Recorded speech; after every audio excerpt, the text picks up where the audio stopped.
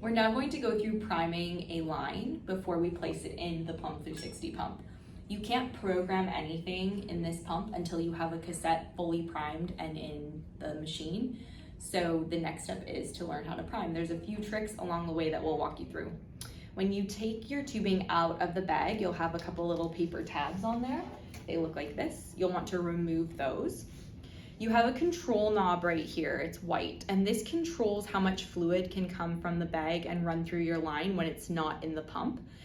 To prime, we want to make sure that it's completely closed. So you can fully open it by pulling it out, and you want to make sure it's fully closed, so just make sure it's pushed all the way in. You can also twist it, and that slowly increases the amount of fluid that's allowed to come through the line, and that's what we're going to do as we're priming today. So to begin, fully closed. From there, we want to turn this cassette upside down when we initiate priming. That just makes everything run smoother and get less air running into your line. So you'll look for this drip chamber to be filled, and then you'll see a couple drops come into your pumping chamber here. And at that point, we'll want to flip this the other way and allow the fluid to run through the rest of the line. So we'll take our cover off of our spike, find our primary bag here, and we'll spike the bag.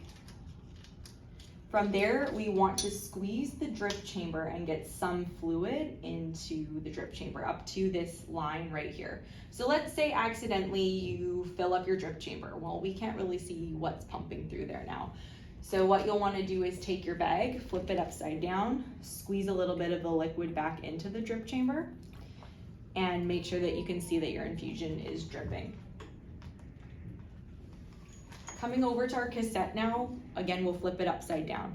So we want to have it turned towards us. There's a nice little grip that you can hold on to here so that we can see the fluid as it comes in. From there, we need to be turning our white dial slowly until we start to see the fluid moving down the line and coming in. So we can see it coming through now. I'm waiting for my drip chamber to completely fill my air chamber, and now I'm gonna flip it around the other way. At this point, you can open up the line quite wide and just let it prime through the rest of the way. You'll note that there's a few air bubbles coming through. That's no problem. We just need to get rid of those before we hook up to our patient. So these lines have a filter at the end that stops the fluid once it gets wet.